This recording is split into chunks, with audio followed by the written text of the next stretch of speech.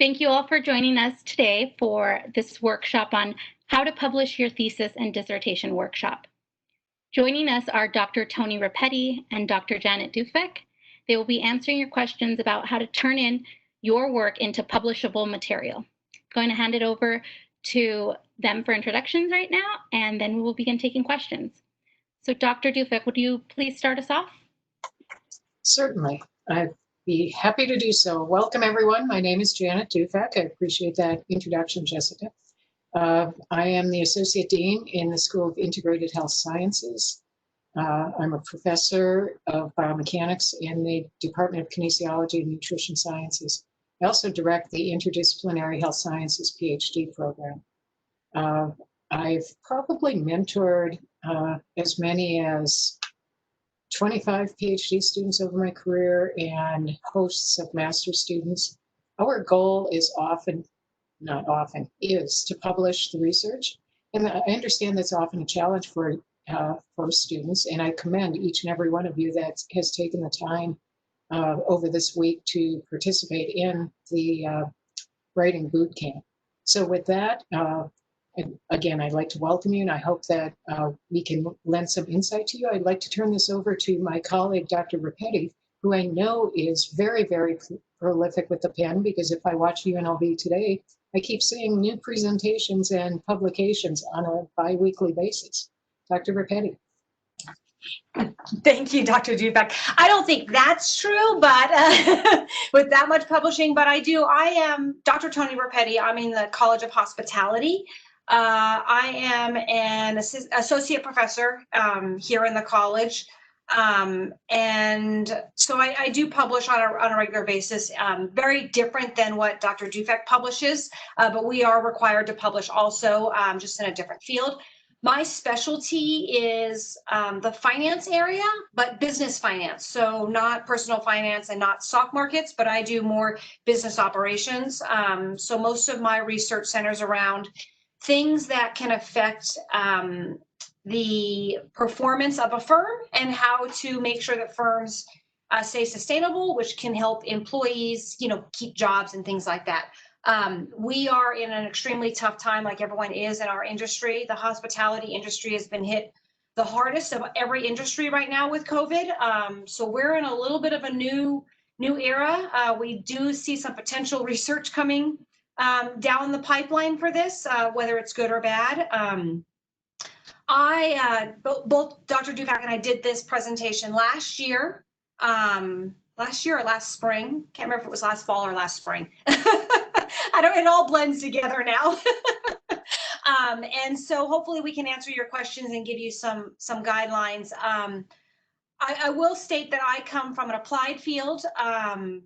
And so my research and my answers might be a little bit different than what you'll hear from others. And we also come from in my college, most of our students do not do a 3-paper dissertation.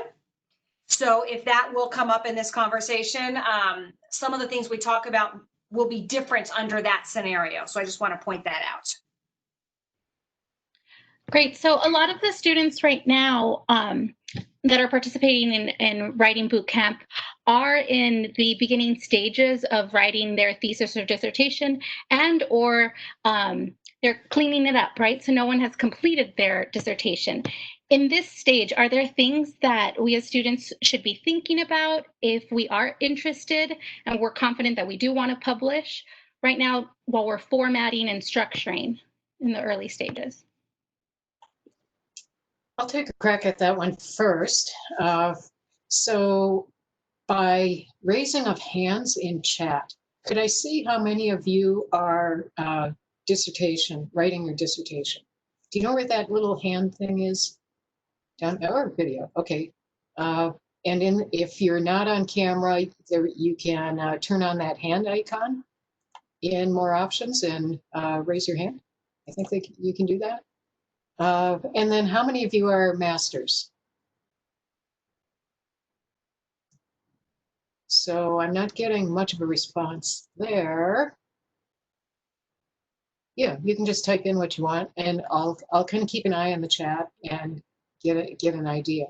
So there are two different, the reason I'm asking that is because there are probably two different end games. And that's what you want to ask yourself first as you're preparing your writing. What is your end game? As a master's student, your end game may be to finish your degree and get a job. So if in fact you want to publish your work, you'll want to publish it in an appropriate area. So I'll let Dr. Rapetti talk about the alt-act type of publishing, so the business side of things.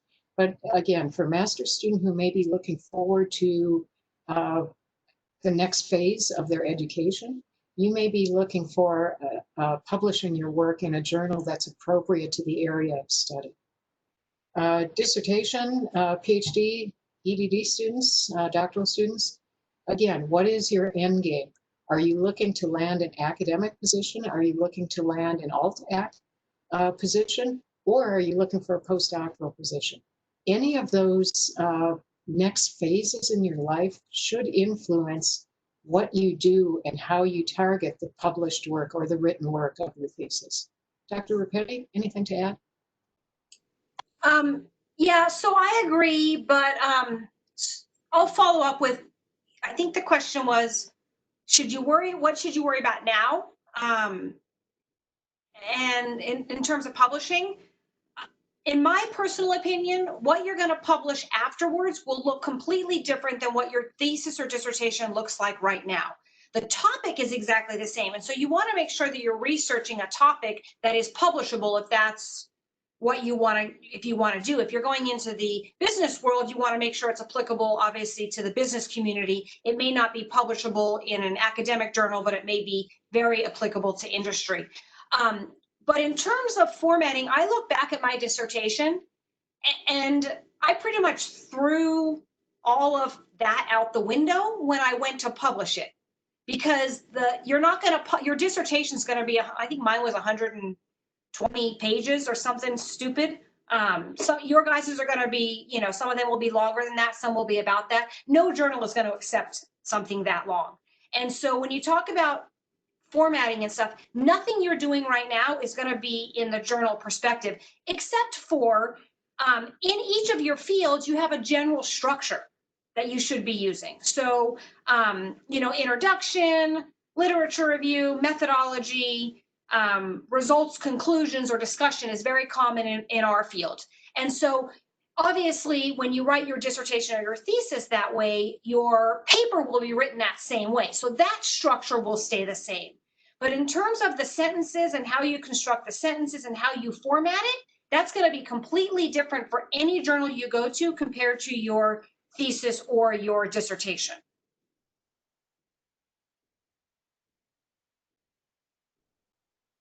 Okay, there we go. With the one exception, I've got to be quicker on the buttons. The one exception, those of you that are doing dissertations that are choosing the 3 project publications, your format will deviate from what Dr. Rapetti suggested. It could end up to be, I've had students doing this having almost a 300-page dissertation. But that's because their literature was so extensive.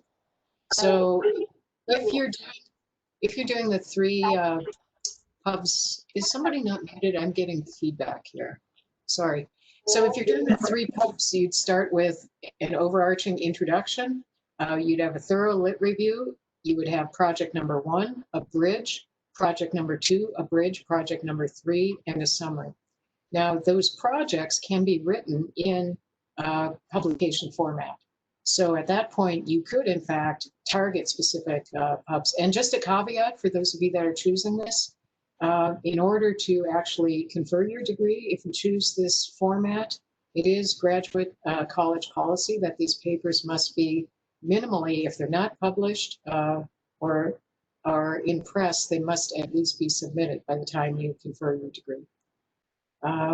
Let's see, the other thing, I want to circle back with the comments that I made generally, which was, you know, what's your next step and why that influences what you should be doing right now. That's going to influence, in fact, the type of journal that you may be targeting. So the way that you're communicating, whether you're communicating as a bench scientist or whether you're communicating as someone who is actually translating the research to the practitioner. whether that practitioner is a business person or a healthcare professional or whatever they may be. So, you know, those are some additional comments.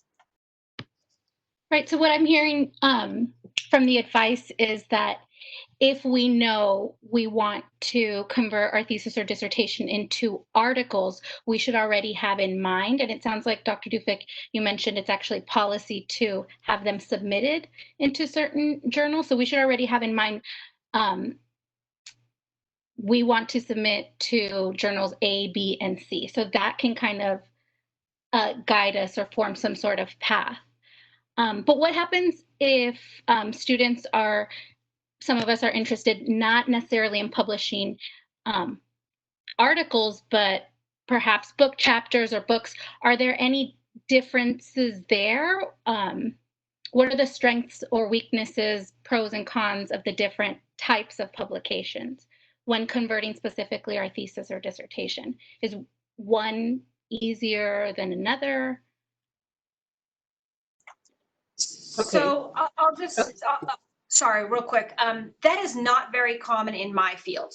I know that in the English, it is very common that your thesis or dissertation eventually goes into a book, but in our field, it's not common to go from thesis dissertation into the book arena or even book chapter.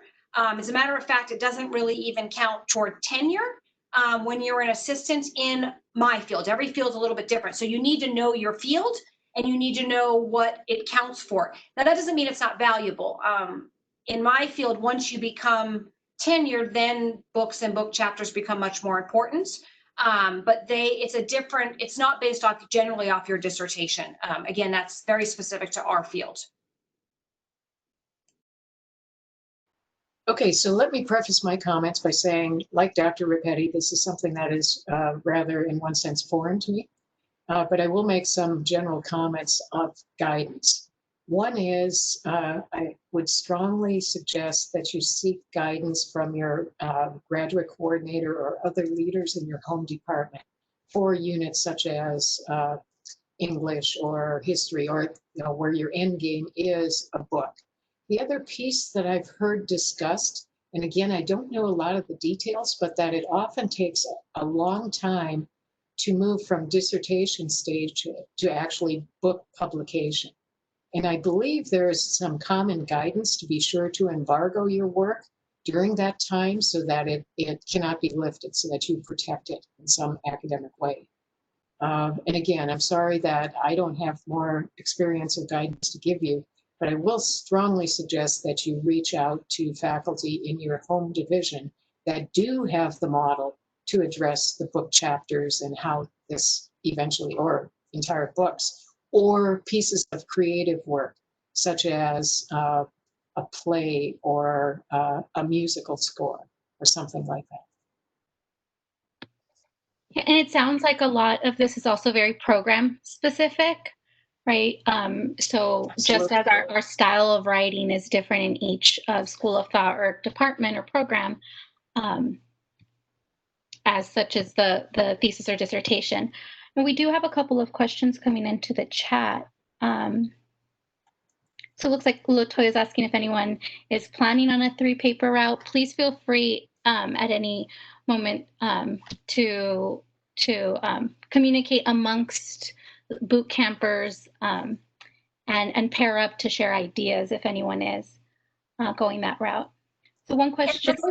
Can I just do a quick follow-up on that? For those that are looking at the 3-paper route and are early in your process, just remember those 3-paper route, as Dr. Dufek said, there needs to be a connection between the 3, and they have to be your work, right? It can't be, so we require all of our PhDs to be GAs and work with professors on research. That isn't, if they're working with me on my research, that isn't part of their 3-paper. It has to be their 3 topics, and they have to be connected in some way. So all in the same area, the same, maybe you have the same research question, but you're applying it with 3 different models. So there has to be some sort of connection between the 3. For those of you that are further along that route, you already know this, but for those of you that are thinking of this as a possibility, keep that in mind, that these need to be your work. And I believe I don't know the policy if it's a sole author on those three, but if not, it's first author on those, right? I don't believe you can be non-first author since it's your dissertation. And then they have to be connected in some way. Yeah. So let me follow up. I have a fair amount of experience as I don't have any students anymore that are doing the traditional one project dissertation. So there are some pieces that I really want to echo as to what Dr. Rapetti said. It's very important in this process that you plan and you start early. Most of my doc students that are going this route have papers published prior to their prospectus. Now, in so doing, it's imperative that you stay in close contact with your entire dissertation committee through this process, to the point of having informal meetings, sign-offs even, I would suggest, on topics as you progress through this work. And generally, the way this falls out is that you may be working with your advisor on a general theme of work. You lay out a project for your initial work. You vet that to your committee to assure that they are supporting you in this project. You may start this project, you may submit the paper, and then advance to the second project. After those first two are done, you can move to your dissertation prospectus phase where you will actually propose your third project. And you can see that this is a continuum where one project may inform the second, which may inform the third. And that's how that theme can be laid out and drawn out very specifically. So hopefully, well, if there are questions along these lines, I'm happy to take them at this point.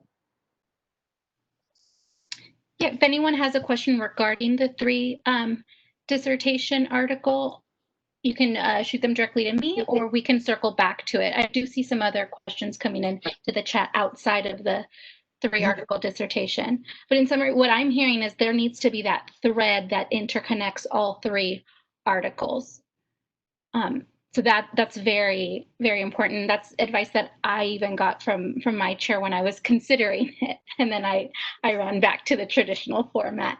Because in some ways, there's pros and cons, right? In some ways it is more challenging, and in other ways, I wouldn't even say necessarily easier. It's just, it's different, for sure. Yeah, it's very different. And, you know, as a graduate student mentor, I never like to hear that word easiest. so it's what's best for you.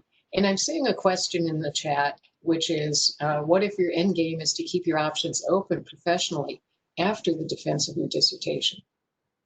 Well, if in fact academics or something that requires individual research is at all in the mix, then you want to consider some form of dissertation publication that satisfies that. If in the mix is still some alternate academic plan, as we're discussing this three project dissertation, that may not be the best format for you. So these types of questions are best answered in discussion with your mentor, your academic advisor, who is the person who knows you, your skills, and your ability to produce product, probably the best of any person on this campus. So you should stay in close dialogue with not only your mentor, but your entire dissertation committee, of course. And if you have questions, there is no silly question, right?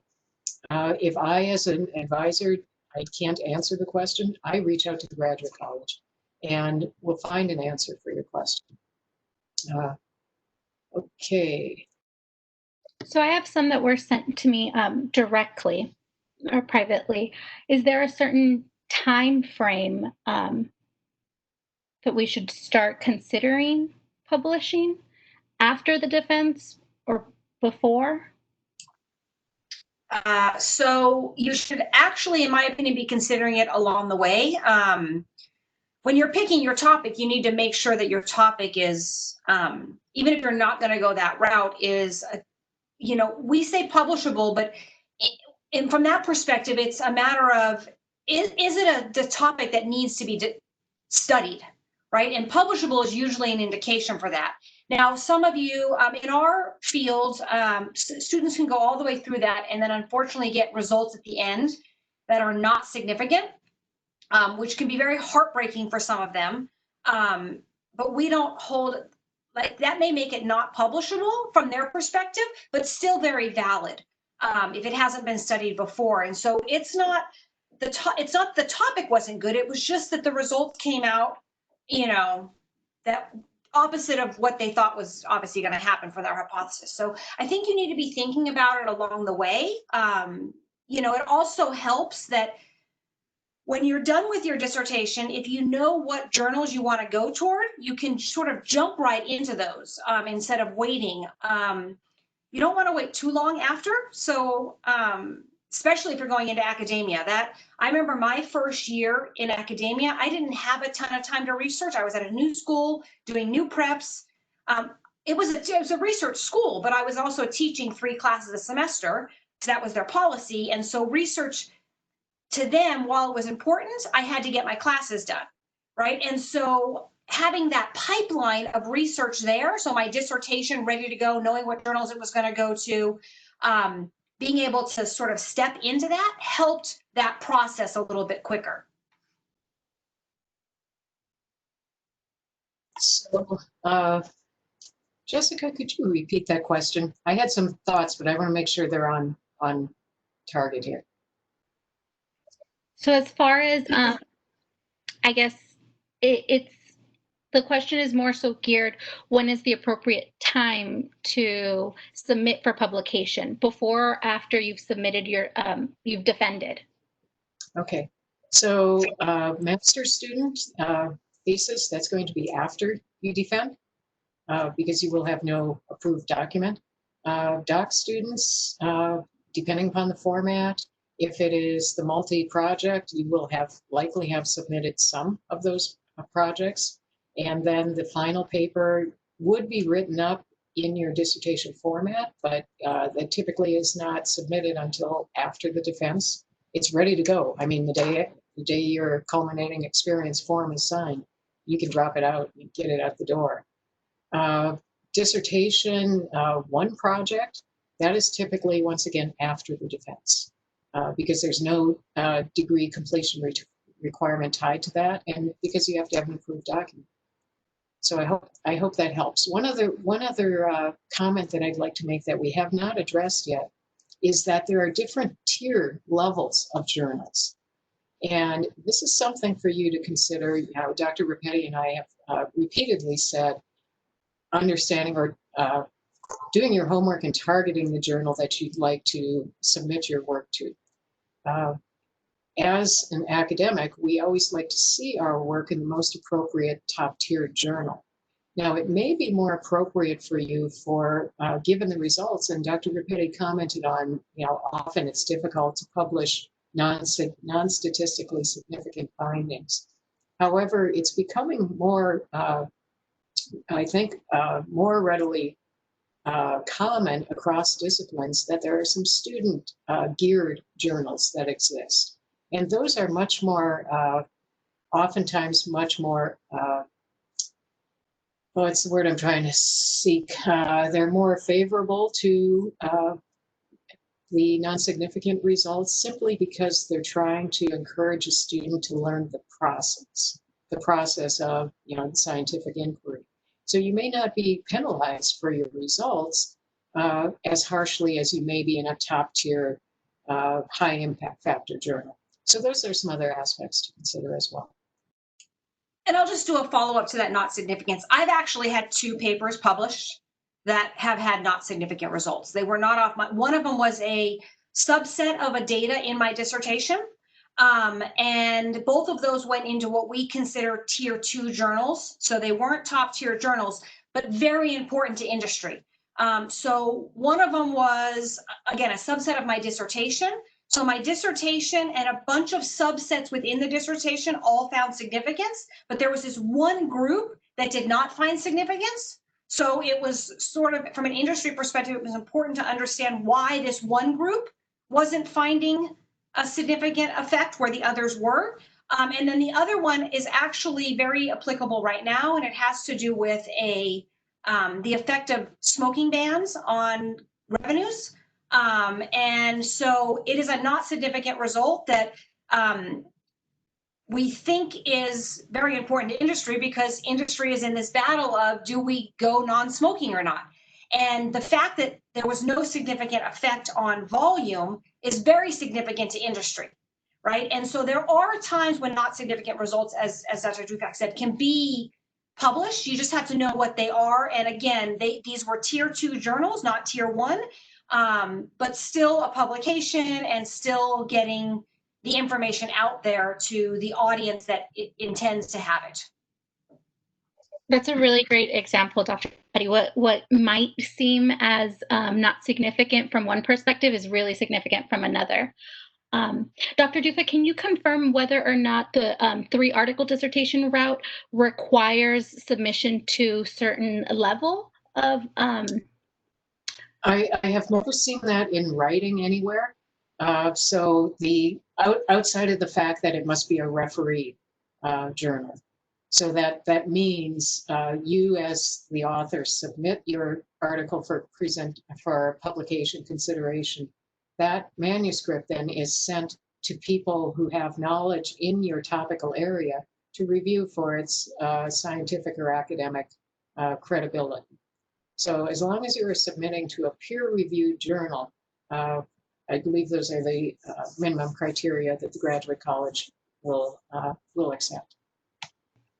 Great. So for those of us that are considering the 3-article, it must be toward a peer-reviewed journal. So another question coming in through direct.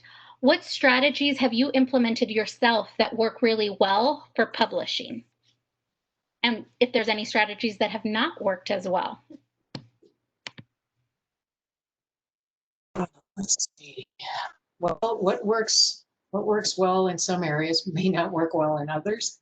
As I made the comment earlier, we often want to reach high for top tier journals with our work.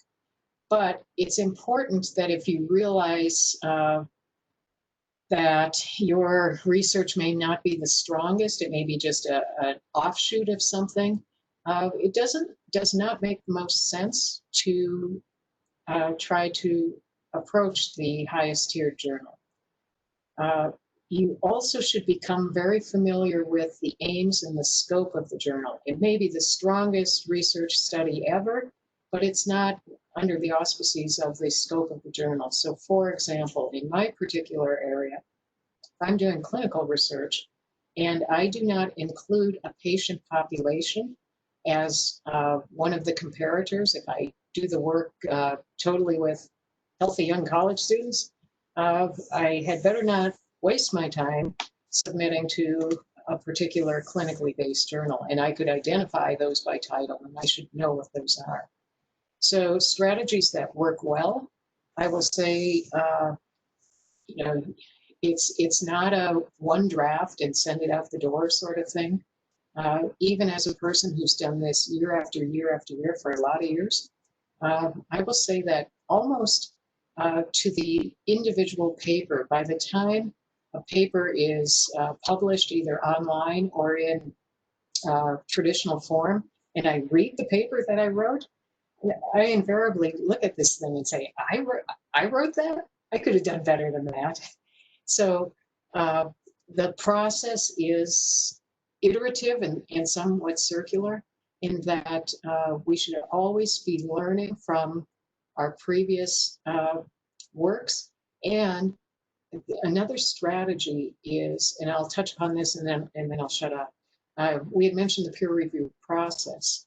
Now, when you submit your work to whatever journal, this is your work, you should take ownership of it. And it's hard to listen to someone being a reviewer, critique your work at such a level that, hurts. You might say, you silly jerk, I don't agree with you, you're wrong, right? So you'll come through in this review process and you'll have a number of comments that people think you may have done things incorrectly or they should have been done a different way. One of the strategies of success that I've had in addressing those comments is going through them. Let's say you have a list of 10 comments. There are 2 things that you absolutely do not want to change. You totally disagree. But there are 8 things that you say, well, okay, that's okay. I'll change it. I'll satisfy them. That's the strategy in compromising. You're not compromising your position. You're just willing to look at something from another person's perspective. And that doesn't deviate theoretically or relative to your ethical position on what you believe. But there may be some points that you just are steadfast on. You say, respectfully, I disagree, and here's why. Give your reasons why you've done what you've done. Support it with literature if you can. Strategically addressing reviewer comments is a strategy that can lead to success. That's been helpful to me in my work. I have a couple of things for strategies. I think it's really important for you to know, who do you think your audience is for that research, right? And so when you're selecting journals, or even when you're selecting topics of what to research or what to publish, it's really important to know who you're doing that for. And so in my field, we do a lot for industry, right? A lot of our research goes to business industry. I mean, obviously, medical is also for the industry, but ours goes out to business operators. The problem with that is that our tier 1 journals are not trade journals or industry journals, right? And industry doesn't have access to them. So what we would consider top tier, our industry people aren't reading, right? And so we have to decide who's our main audience. Our main audience to get that top tier theoretical, very important theoretical contribution, or is this paper mainly about our industry applied and perspective? And knowing that going in helps. It helps us on what topics we pick, on what how it's written, and then what journals we pick. And so I think it's really important to know your audience. Does that mean you can't do one or the other? No, I have had top tier articles. So the one that Dr. Dufak just referenced that was published, that's a top tier in our college. So it's a top tier sole author. I have published that research in trade articles as like blogs or presentations to get the information out. It just has to be sort of repurposed in a different way, because industry doesn't care, to be honest with you, about a lit review, right? They care about, what did you do? What did you find? What can I do with it? Right? And so it's a little bit different, but knowing your audience helps with that. I also think a really good strategy is, if you look at a journal and you think it's a good fit for your paper, go through the other articles that have been published in that journal. Look through those articles and see, do you fit? And if so, great. If not, then maybe another journal's better, or maybe there's a reason you're not a fit. Maybe there's a gap in what they've done, and you can, when you're reaching out to the editor, you can say that in your letter, that I know that this isn't in your area, but it's a gap, it's a new field, or this or that, or because they all have, I'm spacing on the word, but they all have what they want to publish in, certain areas they want to publish in. And so you need to make sure that when you go to publish in that journal, that you fit their objectives, their journal objectives. And if you don't, then it may get desk rejected. And I've had a few of those where they're just like, it really doesn't fit what we're looking for. So I do, some of my research is specifically in gaming. While it can be used in all of hospitality, I've had editors say, this really needs to go to a gaming journal, right? And sometimes that's short-sighted because they're not looking at the bigger picture, that gaming is really part of hospitality as a whole. And sometimes they might be right. And so knowing what your journal does and doesn't take will help save you some time, and also make sure you have a higher chance of publication and not wasting your time. So those are the 2 strategies I would recommend. Okay, if I just might expand upon a couple of things that Dr. Ricchetti said. One, couldn't agree more about the fit and match. And there's nothing wrong with, prior to submitting to a journal, reaching out to the editor with an abstract or something and saying, does this seem appropriate? And the other thing that I wanted to go back and fill in a little bit, Dr. Rapetti mentioned this. She used the term desk reject. There's a new procedure that we're seeing, and I sit on the other end of that as section editors for journals, where a paper may be submitted and it doesn't even go out for review because I, as an associate editor, see it not as a good fit or match. Now, I've been on both sides of that. I've dished out the administrative rejects, and I've also received them. And when you receive them, it kind of hurts a little bit, but in one sense, it helps because it accelerates the process. Rather than sitting in review for 1, 3, 6 months, I've had a paper in review once for 18 months. I was sad. But it accelerates the process. So that fit and match is very, very important. Great. So what I'm hearing is I've heard three things that are sticking with me, and just summarizing, I guess, kind of for our audience, and other students definitely chime in, is that what makes something publishable, or if we want to make our thesis or dissertation publishable, we first need to start to look at it, not necessarily our writing first, but look at the journal objective. If the themes of our dissertation or thesis is a fit in their journal objectives. 2, know our audience. And 3, take a look at the style of writing within the journals that we hope to be published. Is it more theoretical, or is it translating analysis for more layperson's terminology? So those are steps and perspectives to think about when choosing even a journal that we would like to be published in, right? So I know. Great summary.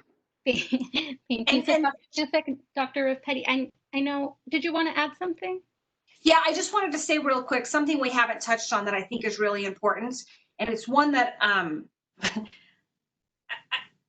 hate to even talk about, but I think it's really important that you understand what the requirements are of the school that you're in. So let's assume that you get a job after your dissertation and you're going to stay in that school. You need to, on top of audience and journal rankings and all of that, you need to know what the college that you sit in, what they expect you to research in, right? They expect you to publish in, right? And hopefully those are questions that came up during the interview process, but you don't want to be publishing in journals that to them are maybe not where they want you publishing. So that's something else to think about in the process. In my, the reason I say I hate to bring it up is because I think it's the least valuable. I want my research where it can be seen, but it's also one of the most important because they're not going to get you tenure if you're not publishing where they want you to publish. So if they expect you to be in these 5 top tier journals and you're in another journal, that's not going to be a good fit ultimately. So I think it's important to remember that also when you're looking at where should I publish. So then that's relevant then for the school that we attend that will become our alumni as students, and then the school that we maybe have our eyes set on to apply to work, right? Those journals might be different. Their priorities might be different. So we have another question, and I know before we transition, Dr. Rapetti and Dr. Dufek, this isn't either of your area, but maybe through friends. Do you have any advice specifically in publishing in the legal sector? Well, I'll tell you what. One of the other hats that I wore before I came to UNLV was serving as an expert witness in litigation cases. And publishing per se in legal, we've never done at a business, a corporation, but we did give academic presentations to the audience. And the key there was translation and real world. It wasn't about the science of how you got to the process. It was not about necessarily the references and the citations. It was about the approach and the end game. So what is it that the attorney or paralegal needed to know, needed to be able to walk away with after hearing you give your presentation? I think there's some form of some of that work that's published in some trade journals, not necessarily refereed publications. So I can't address where how that process works outside of my academic colleagues here at UNLV that are in the law school. What I observe and what I see their writings being often are sort of like position statements. Like if you read a Supreme Court case summary, it's more that sort of a style. So it's a position and it's an iteration of history and what cases produced any particular results and how that formed the outcome of the courts and such. So that's what I have to say about that. Totally outside of my legal area, outside of my practical experience. Yeah, and I would just confirm, so again, I don't write in that field. There is one journal in our in the gaming arena that specifically is gaming law that I read on a regular basis because it comes through. And I would see that what I've seen is very applied. What can they do with it now? The stats are usually sometimes even non-existent. And if they are existent, they're much more descriptive in nature and much more digestible to the, regular, reader, like very descriptive, very exploratory. And the main takeaway is, what are they going to do with it? How does it move the legal field forward, or what does the legal community or the operators have to worry about from the legal perspective? So again, mine is very peripheral. Like I've never written that way. We do have lawyers in our within our college that actually, I think we currently employ 3 or 4 JDs. So their research is very different, and they are doing much more of that legal brief style, still publishable, but different kinds of publications. Jessica, there is a question in chat that we haven't addressed yet. Is it okay if we take that one? Oh yes, please. I might have missed it since I've been getting right about this question. So the question is, if we decide to publish a thesis that has already been written into a thesis format rather than a publishable manuscript, how can we approach turning this thesis into a publishable paper?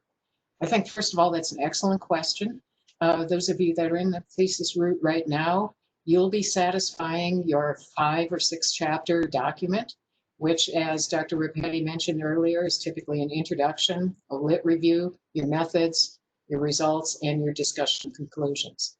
So generally, that's a format of a manuscript. However, your written thesis will be much, much more detailed, and it'll have a lot of academic stuff that won't go into the journal.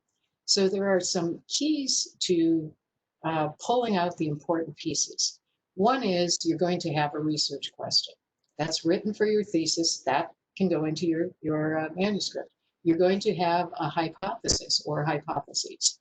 Take those, use those. You have methods, whatever your methods are. You may have to pare them down, but you can't change them, right? It's what you did. You'll have some sort of a lit review that will likely be more expansive. You probably need to focus that into a more concise and direct form, because again, if you're submitting to a particular journal, you can assume at this level now that the readership has some basic knowledge. And some of that basic knowledge may have gone into your thesis, but it's not necessary for your publication.